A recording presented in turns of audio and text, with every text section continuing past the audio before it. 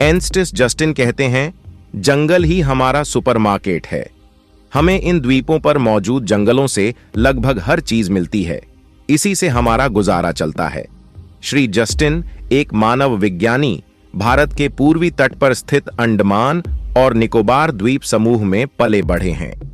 एक संघ प्रशासित क्षेत्र, पारिस्थितिक रूप से नाजुक क्षेत्र में 836 द्वीप हैं, जिनमें से केवल 38 पर ही लोग रहते हैं। निकोबार द्वीप समूह क्षेत्र के दक्षिणी भाग में द्वीपों का एक अलग समूह है, जो अंडमान द्वीप समूह से लगभग 150 किलोमीटर यानी 93 मील दक्षिण में स्थित है। अब श्री जस्टिन इस बात को लेकर चिंतित हैं कि भारत ग्रेट निकोबार द्वीप समूह पर, जो निकोबार द्वीप समूह का सबसे बड़ा और सबसे निर्जन भाग है, अरबों डॉलर की हांगकांग जैसी विकास परियोजना की योजना बना रहा है। 720 अरब रुपए यानी 9 बिलियन डॉलर या 6 बिलियन पाउंड की लागत से निर्मित और 166 वर्ग किलोमीटर में फैले इस प्रोजेक्ट में एक ट्रांसशिपमेंट बंदरगाह, एक बिजली संयंत्र, एक हवाई अड्डा और एक नया टाउनशिप शामिल है, जो इस क्षेत्र को हिंद महासागर और स्वेज नहर के साथ महत्वपूर्ण वैश्विक व्यापार मार्गों से जोड़ने के लिए डिजाइन किया गया है। दुनिया के सबसे व्यस्ततम शिपिंग मार्गों में से एक मलक्का जल संयोगी के निकट स्थित इस परियोजना से अंतर्राष्ट्रीय व्यापार और पर्यटन को बढ़ावा मिलने की उम्मीद है। सरकार का अनुमान है कि 30 वर्षों में जब यह परियोजना पूरी हो जाएगी, तब तक लगभग 6,50,000 लोग इस द्वीप पर रह रहे होंगे। एक्सपर्ट्स का कहना है कि अरबों डॉलर की यह योजना क्षेत्र में चीन के बढ़ते प्रभाव का मुकाबला करने के भारत के बड़े लक्ष्य का भी हिस्सा है। लेकिन इस योजना ने द्वीपवासियों के बीच चिंता पैदा कर दी है, जिन्हें अपनी भूमि, संस्कृति और जीवन शैली के नष्ट होने का भय है, क्योंकि इस परियोजना के कारण उनके विलुप्त होने का खतरा है। अंडमान और निकोबार द्वीप समूह दुनिया की कुछ सबसे अलग-थलग और कमजोर जनजातियों का घर है, जिनमें से 5 समूहों को विशेष रूप से कमजोर के रूप में वर्गीकृत किया गया है। इनमें जारवा, उत्तरी सेंटिनली, ग्रेट अंडमानी, ओनगे और शोम्पेन शामिल हैं, जबकि जारवा और उत्तरी सेंटिनली बड़े पैमाने पर संपर्क से बाहर हैं। ग्रेट निकोबार द्वीप समूह के शोम्पेन लगभग 400 लोग भी बाहरी दबावों के कारण अपनी जीवन शैली खोने के जोखिम में हैं। यह एक खानाबदोश जनजाति है, जिनमें से अधिकांश जंगल के अंदर रहते हैं, जहां वे जीवित रहने के लिए भोजन की तलाश करते हैं।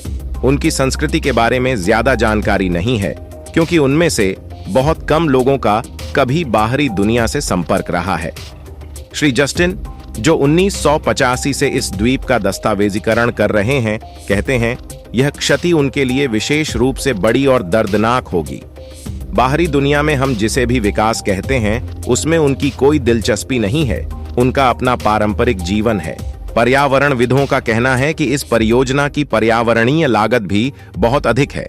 921 वर्ग किलोमीटर यानी 355.6 वर्ग मील में फैले ग्रेट निकोबार द्वीप का लगभग 80% हिस्सा वर्षावनों से ढका हुआ है, जो 1800 से अधिक जानवरों और 800 वनस्पतियों की प्रजातियों का घर है, जिनमें से कई स्थानिक हैं।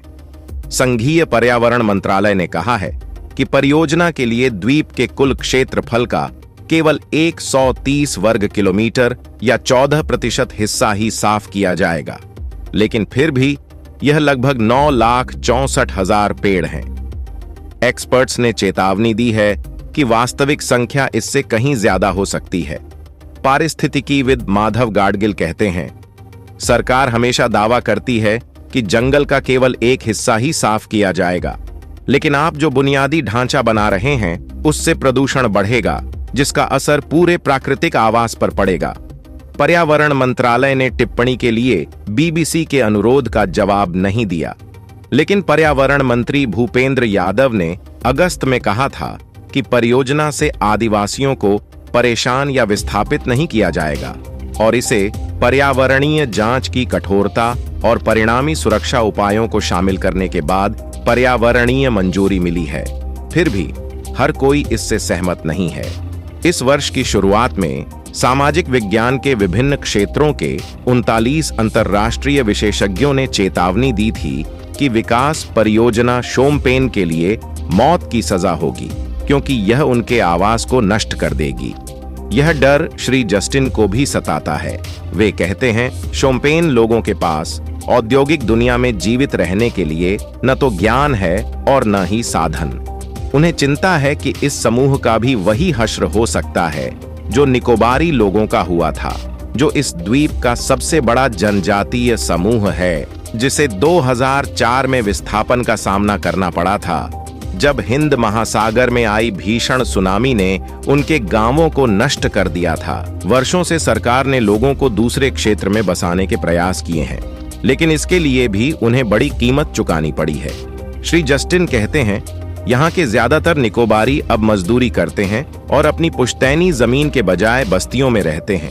उनके पास फसल उगाने या जानवर रखने के लिए कोई जगह नहीं है। ऐसी आशंका है कि इस परियोजना के कारण शोम्पेन को भी बीमारियां हो सकती हैं। संरक्षण समूह सर्वाइवल इंटरनेशनल के अधिकारी कैलम रसेल कहते हैं, संपर्क में न आने वाले लोगों में फ्लू और खसरे जैसी बाहरी बीमारियों के प्रति बहुत कम या कोई प्रतिरक्षा नहीं होती है, जो उन्हें खत्म कर सकती हैं और करती भी हैं। संपर्क में आने के बाद वे आम तौर पर अपनी आबादी का लगभग 2/3 हिस्सा खो देते हैं। इसके अलावा अन्य व्यापक पर्यावरणीय चिंताएं भी हैं, विशेषकर इस क्षेत्र के समुद्री जीवन के संबंध में। पारिस्थितिकीविदों ने द्वीप के दक्षिण पूर्वी भाग में स्थित गैलेथिया खाड़ी पर पड़ने वाले प्रभाव के बारे में चेतावनी दी है, जो सदियों से विशाल चमड़े वाले समुद्री कछुओं का प्रजनन स्थल रहा है। सामाजिक पारिस्थितिकीविद डॉक्टर मनीष चांडी का कहना है कि यह परियोजना ऐसे क्षेत्र में प्रस्तावित है जो खारे पानी के मगरमच्छों और द्वीप के जल निरीक्षकों, मछलियों और पक्षी जीवों का घर है। एक सरकारी बयान में कहा गया है कि इन प्रजातियों के प्रजनन एवं घोंसले के स्थानों में कोई परिवर्तन नहीं किया जाएगा। लेकिन श्री चांडी बताते हैं कि इस क्षेत्र में कई अन्य प्रजातियां भी हैं, जैसे लेदरबैक समुद्री कछुए, कोरल और विशाल डाकू केकड़े, जो विस्थापित हो सकते हैं। हालांकि इस परियोजना को पूरा होने में 30 वर्ष का लंबा समय लगेगा, लेकिन लोग इस बात को लेकर चिंतित हैं कि यह पर्यावरण और द्वीप के मूल निवासियों के जीवन के नाजुक संतुलन को किस तरह से अपरिवर्तनीय रूप से बदल देगा। इस तरह के विशेष और महत्वपूर्ण वीडियो देखने के लिए इस चैनल को लाइक और सब्सक्राइब करें।